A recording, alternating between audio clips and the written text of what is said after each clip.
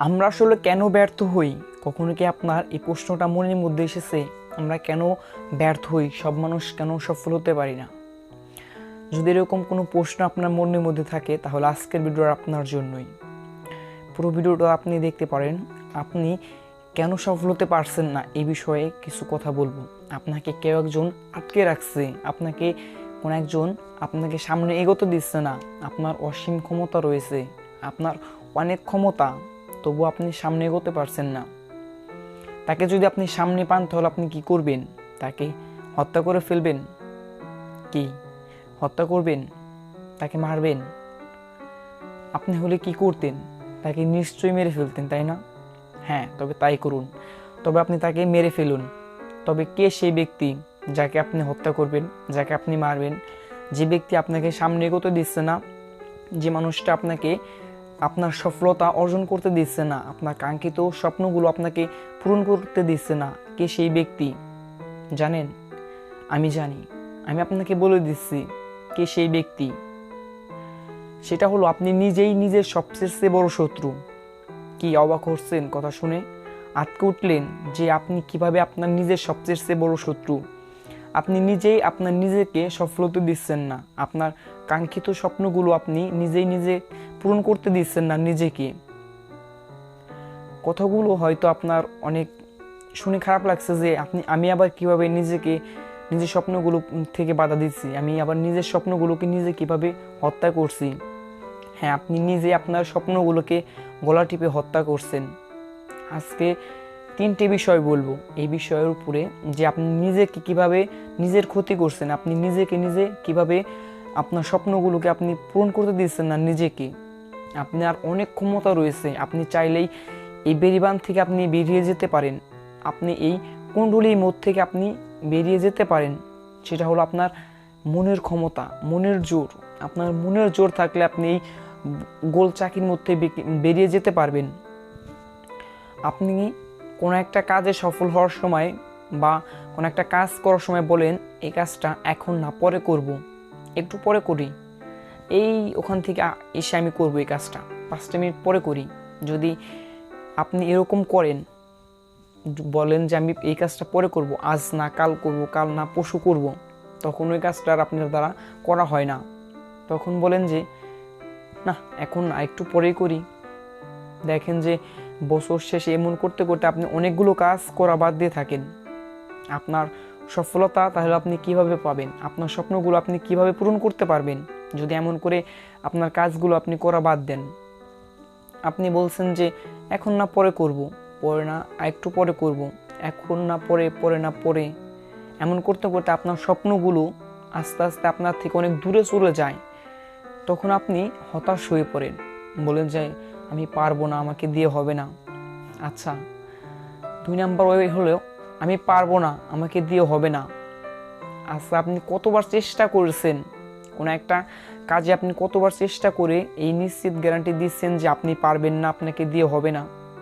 এই পৃথিবীতে কোন মানুষ কি বলেছে আমি এতবার চেষ্টা করলে সফল হব? কোন ব্যক্তি যদি আপনাকে বলে থাকে যে আমি এতবার চেষ্টা করলে সফল হব, তাহলে আপনি সেই লোকটার কাছে যান, গিয়ে বলেন যে তুমি কতবার চেষ্টা করেছো, তুমি কতবার চেষ্টা করে সফল হয়েছো?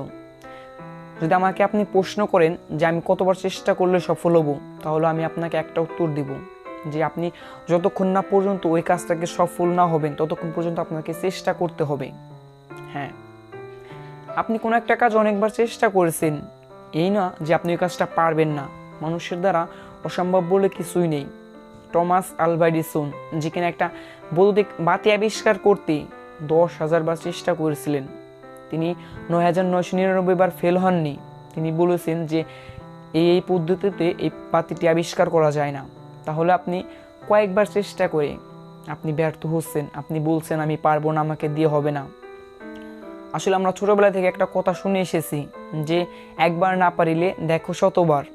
এটাকেই একটু ব্যতিক্রমভাবে বলতে পারি, একবার না পারিলে দেখো আরেকবার। কোনো একটা কাজে একবার পারছেন, আরেকবার করেন, দেখবেন ওই কাজটাকে যতদিন পর্যন্ত আপনি সফল না হবেন, ওই কাজটাকে যতদিন পর্যন্ত আপনি সাকসেস না হবেন, ততদিন পর্যন্ত আপনি ওই কাজটাকে লেগে থাকবেন, ওই কাজটা আপনি করবেন। এটা আপনার জেদ, এটা আপনার শক্তি, এটা আপনার ক্ষমতা, এটা আপনার এনার্জি।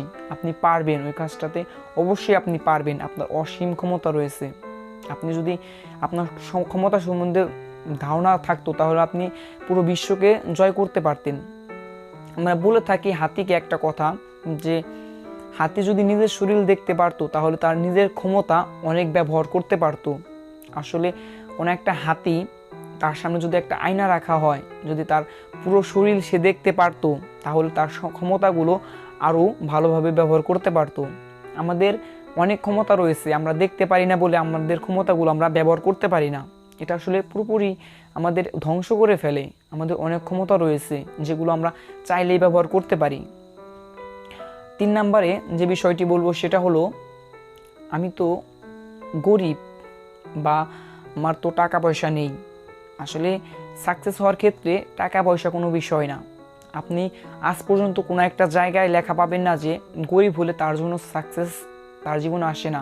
আজ পর্যন্ত আপনি কোনো একটা জায়গায় পড়েছেন যে গরিব হলে তার জন্য সফলতা আসে না। তাহলে আপনি কেন বলছেন যে আমি গরিব, আমাকে দিয়ে সফলতা আসবে না, আমি সফল হতে পারবো না?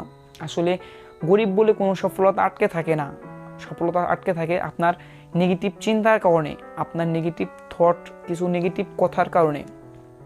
যখন আপনি সফল হবেন তখনই আপনি নিজেকে বলছেন যে আমি তো গরিব, আমাকে দিয়ে হবে না, গরিব হলে সফলতা আসে না। আসলে এসব কথাগুলো আপনার ওই কাজটাকে আরও ডিমোটিভেট করছে। আপনার ওই কাজটাকে আপনি যতটুকু পারতেন ততটুকু আপনার ওই কাজটা থেকে আপনার মোটিভেট কমে আসছে। আপনার মন থেকে আপনি দুর্বল হয়ে পড়ছেন, ভেঙে পড়ছেন যে আমি এই কাজটা সত্যি পারবো না, আমাকে দিয়ে হবে না। এইসব বিষয়ের কারণে আসলে আমরা সফল হতে পারি না। আমাদের অনেক ক্ষমতা রয়েছে, আপনি চাইলেই সফল হতে পারেন। আপনার অনেক এনার্জি রয়েছে, আপনার অনেক অ্যাবিলিটি রয়েছে, আপনার অনেক ক্ষমতা রয়েছে। আপনার যতক্ষণ পর্যন্ত আপনার গায়ে রক্ত আছে ততক্ষণ পর্যন্ত আপনি ওই কাজটাতে লেগে থাকবেন, তাহলে আপনার সফলতা নিশ্চিত আসবেই। আপনি হলো চেষ্টা করবেন, আপনি হলো একটা মেশিন। আপনি কোনো একটা কাজে চেষ্টা করবেন, সফলতা বা সফল করে দেওয়ার মালিক হলো সৃষ্টিকর্তা।